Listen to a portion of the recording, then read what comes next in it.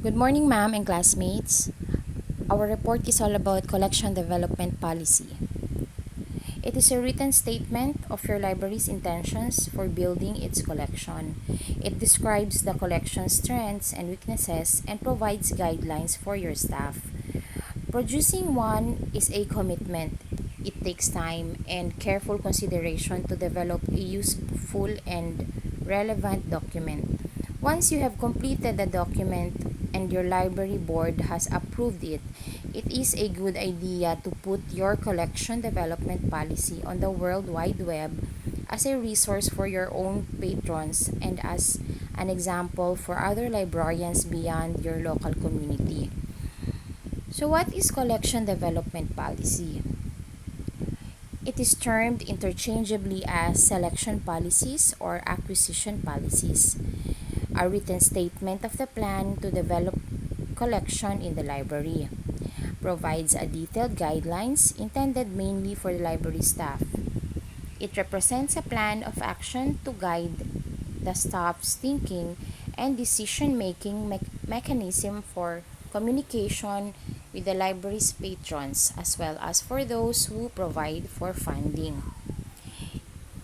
Is a document that puts the library in context by outlining institutional goals and objectives and describing the program of teaching and research that the collection supports. So why did so many libraries fail to formulate or update the collection development policy? So we have two major reasons. Number one, a good policy statement requires large quantities of data. It is necessary to know the strengths and weaknesses of your collection, the community you are serving, and how it is changing, and other resources available to your patrons locally and accessible through interlibrary loan. The second is it requires a great deal of thought. A policy must change to reflect the changing community. Therefore, collection development staff never finishes collecting data and thinking about changes. The next is the uses of collection development policy.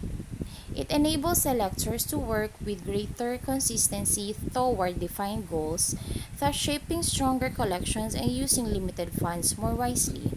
It also informs users, administrators, trustees, and others as to the scope and nature of existing collections and the plans for continuing development of resources.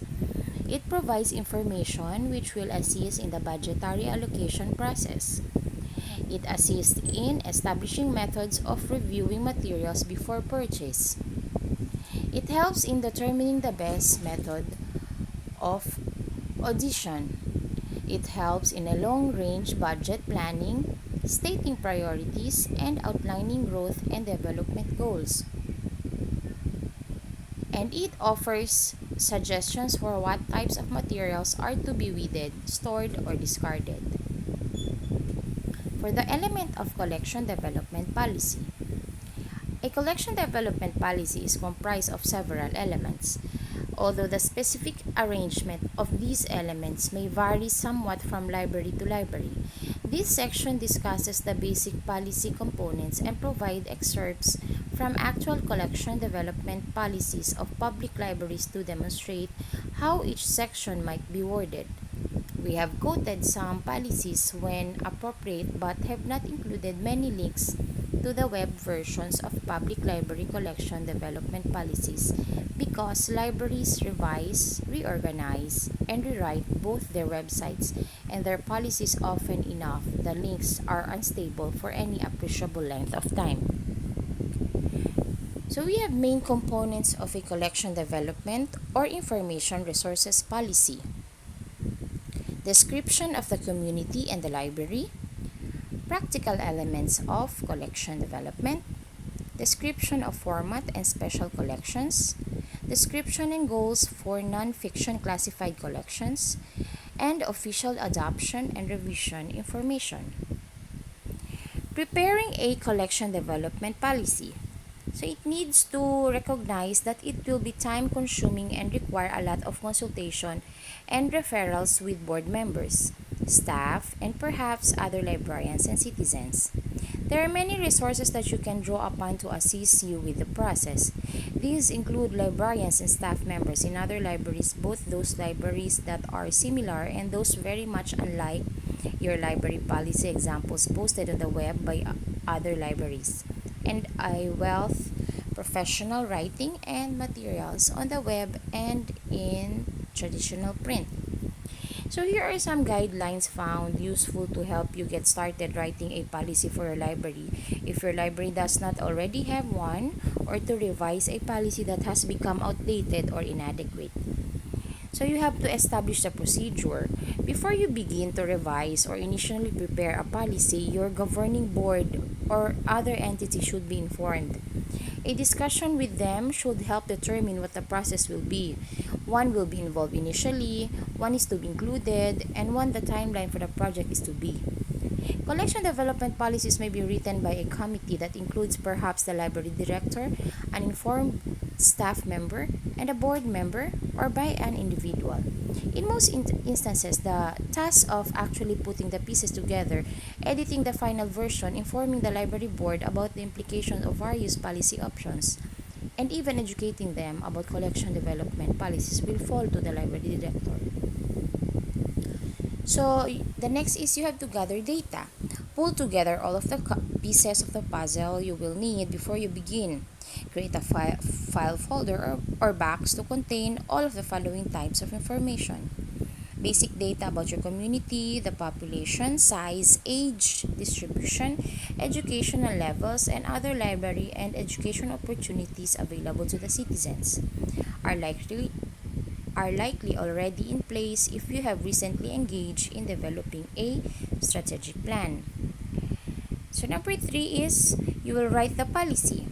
The discussion about the collection development policy elements includes advice about which pieces of the policy might be drafted first by an individual such as the librarian, and those pieces that will need prior discussion by the board before any general decisions are formalized into a draft statement. Then you will get the policy approved. Once you have the general approval of all of the components of the policy and it has been thoroughly revised and edited, get someone other than the main writer to do the editing. It is time to get it officially adopted as the policy of the library. This should be done at a board meeting or other meeting of the officials responsible for setting policy. The next is you use your policy. The purpose of the policy is to use it. Therefore, be certain that it is posted on the library's website, that every staff member is given a copy, and that a nice copy is always available at the circulation desk for an interested citizen to read and for staff to consult if need be. In order to be prepared to revise the policy when the time comes, it is a good idea to keep a copy of the policy easily available at all times and to use it to make notes. And last is revise your policy. It is critical to review your policy according to the schedule you will have included in the final section of the policy. This should be at least every 3 years.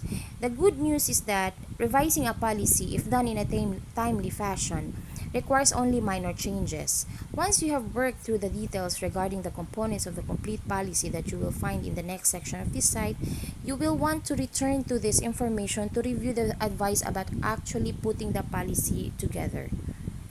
Procedure of ordering. Authorized staff should obtain quotations and place orders online for computer hardware and services where the supplier provides an online purchasing portal. Staff must purchase approved makes and models from a designated PC supplier assigned by hardware category. Staff should normally only purchase a standard system bundle, which ensures the university receives maximum product discount and promotes standardization of hardware across the university. Online procedures.